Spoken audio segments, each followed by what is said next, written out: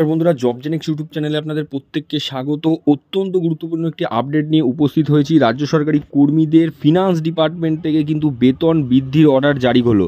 হ্যাঁ বন্ধুরা, বেতন বৃদ্ধির অর্ডার কিন্তু জারি করলো রাজ্য সরকার। একে একে কিন্তু সমস্ত রাজ্য সরকারি কর্মীদের এবং নিচু স্তর থেকে উঁচু স্তর পর্যন্ত সকল স্তরের কিন্তু বেতন বৃদ্ধি করা হচ্ছে। এর আগেও কিন্তু 3টে নোটিফিকেশন পাবলিশ করেছে, সেটার ভিডিও আমি আগে দিয়েছি। দেখতে পাচ্ছেন নতুন করে একটা ভিডিও দেওয়া হচ্ছে। এটা কাদের বেতন বৃদ্ধি করা হলো আমরা দেখিয়ে দেবো। তাদের এই বেতন বৃদ্ধির নোটিফিকেশন পাবলিশ করা হলো, চলুন দেখে নিই। 3/3/2025 অর্থাৎ আজকের ডেটেই কিন্তু এই নোটিফিকেশনটি পাবলিশ করা হয়েছে। কিছুক্ষণ আগেই এটা ফিনান্স ডিপার্টমেন্টের অফিসিয়াল ওয়েবসাইটে দেওয়া হয়েছে। নিচের দিকে স্ক্রোল করলে দেখতে পাবেন কাদের বেতন বৃদ্ধি করা হলো। ড্রাইভারদের, অর্থাৎ রাজ্য সরকারের আন্ডারে যত ড্রাইভার রয়েছে, সেটা কন্ট্রাকচুয়াল হোক, সেটা রাজ্য সরকারের আন্ডারে ডাইরেক্ট হোক, সমস্ত রাজ্য সরকারি কর্মীদের ড্রাইভারদের বেতন কিন্তু বৃদ্ধি করা হলো। কি কি করা হয়েছে, কত করা হয়েছে, শুরুতেই কত আপনারা বেতন পাবেন এবং যারা 5 বছর 10 বছর চাকরি করছেন তাদের বেতন কতটা বৃদ্ধি পাওয়া হলো আমরা দেখিয়ে দেবো। নিচের দিকে স্ক্রোল করলে দেখতে পাচ্ছেন যে 1 জানুয়ারি 2025 থেকেই কিন্তু এই বেতনটা কার্যকর হবে।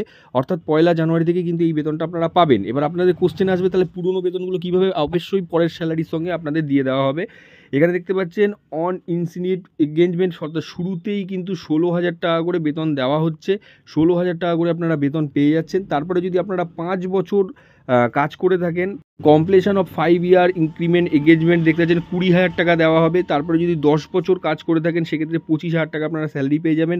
যদি আপনি 15 বছর কাজ করে থাকেন 31,000 টাকা, এবং যদি 20 বছর মিনিমাম কাজ করে থাকেন সেক্ষেত্রে 38,000 টাকা আপনাদের বেতন দেওয়া হবে।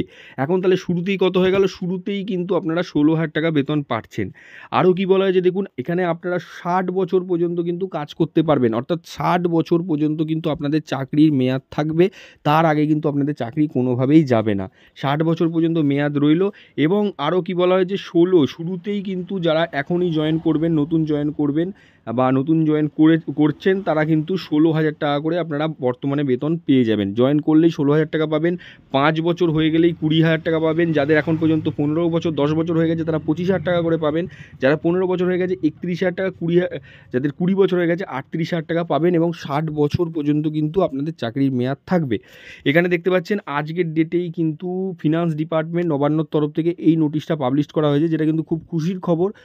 একে একে আমরা দেখছি সমস্ত রাজ্য সরকারি কর্মীদের কিন্তু বেতনটা বৃদ্ধি পাচ্ছে। এবং আপনাদের আমি পূর্বেও বলেছিলাম সামনে বিধানসভা ভোটের আগে সকল রাজ্য সরকারি কর্মীদের কিন্তু বেতন একে একে বৃদ্ধি পাবে। সঙ্গে কিছুটা আবারও ডিএ ঘোষণা হবে, কারণ অবশ্যই রাজ্য সরকার চায় রাজ্য সরকারি কর্মীরা তাদের সাপোর্ট করুক।